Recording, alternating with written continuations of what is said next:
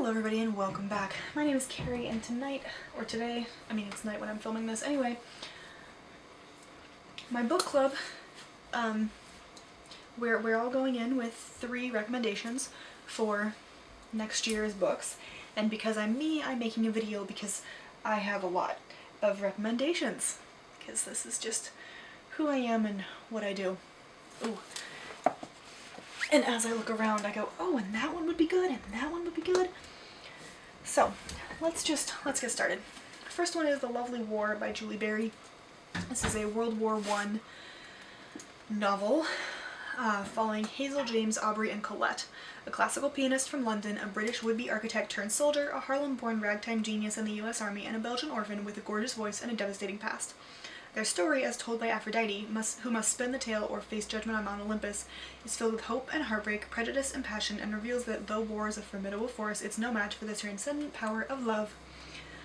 I read this book, I made my cousin Erica read it, and she really enjoyed it. I loved this book, I thought it was fantastic. I would like to reread it because I read it on audiobook, and if I read it on audiobook and loved it, that says a lot. But I think this would provide a fair bit of discussion for the group, which is always the best, while still being enjoyable. Then we have The Black Count by Tom Rice. This is about Alexandre Dumas's father. I should really remember his name. Alex Dumas, same name. I read this, fantastic. It is nonfiction, and we do read nonfiction. He is half black, half white, Haitian? I'm pretty sure he's Haitian. Yeah, Saint-Domingue, which is now Haiti. And I didn't know that Alexandre Dumas was, not white until I read this book. No idea, because that's not a part that they teach us in history for God knows what reason. But again, I think this would provide a lot of discussion. It's really well written. It's a fantastic history. Tom Rice researches everything deeply. Unfortunately, I don't think he's written any more books. I want more books, because I think he's an excellent writer. Then we have one I haven't read, which is In Order to Live by Yeonmi Park. This is obviously an autobiography about a girl, Yeonmi Park, young woman who defected from North Korea and made it out. I think it's important to understand what's going on over there to whatever extent we can, and we have very few people who are willing to write about their experiences. So I would very much like to read this, and I think it would be fascinating to read. All along the same lines, we have Trevor Noah, Born a Crime, except that I've read this one. This is about, he's just a little famous, Trevor Noah, who is South African, but now I believe resides in the States, and is a, would you call it a talk show host? He talks on TV, and he's funny. But he was born to a white man and a black woman in South Africa before '94, when that was not permitted. Hence the title Born a Crime. It was illegal to do that. People did it, because you can't really stop people doing that. But he talks about what it was like growing up in South Africa and different experiences that people nowadays, or not nowadays, but in the States and outside of South Africa kind of look at and go, you what now? Then we have Life and Death in Shanghai by Nian Cheng. This is the story of a woman in China in the 60s and 70s, I think. She is imprisoned by the government of Mao Zedong, and this is the story of her time. It's hard. I read this in high school. We had to read a nonfiction. I'd never heard of it. I read it. I loved it. It's hard, but it's fantastic. Much lighter note, a retelling of a classic, Daughter of the Deep by Rick Riordan. I adore this book. It is a retelling of 20,000 Leagues Under the Sea, but with diversity, and I love how it takes 20,000 Leagues and puts an entirely new spin on it, and is easy to read. I don't know how they feel about Jane Austen, but Pride and Premeditation by Tears at Price. This is a retelling of Pride and Prejudice in the murder mystery genre. It's fantastic, and Jane is a woman struggling to show her worth as a solicitor to her father, which isn't really a thing that women can do in the 1800s.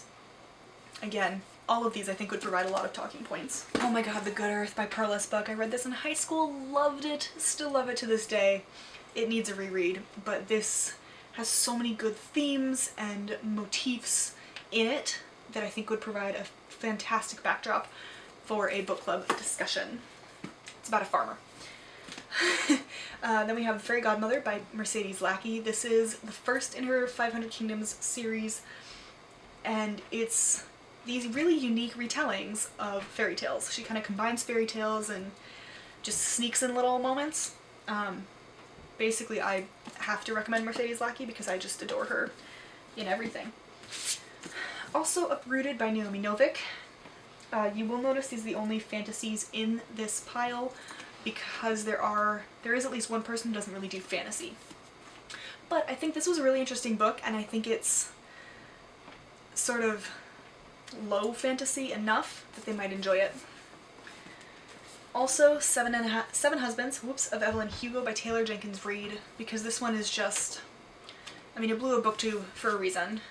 Issues with a white woman representing not white people aside, and to be fair, that would be a great talking point.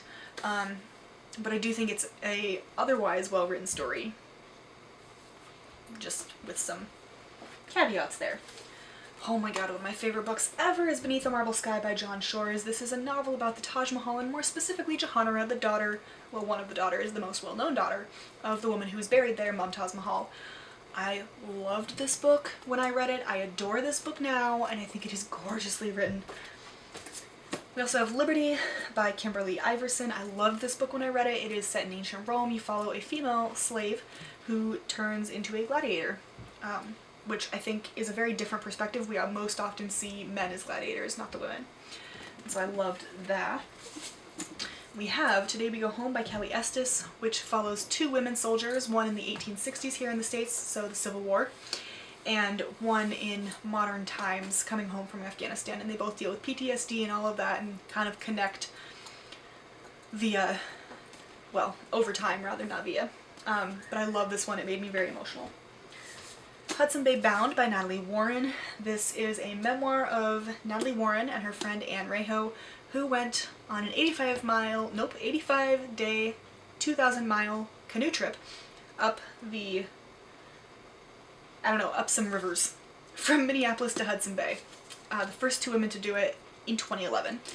And I just think as a women book club, that would be really fun to talk about. And also it's a fantastic book, so I want to make them read it. And lastly, we have The Tiger's Wife by Thea Obrecht. This is sort of a speculative fiction, magical realism, I'm not sure, but it is a 20th century story with a couple of fantastical elements, which is why I'm not counting it quite as fantasy. I loved this book. I thought it was so twisty-turny and so fantastic that I absolutely adored it.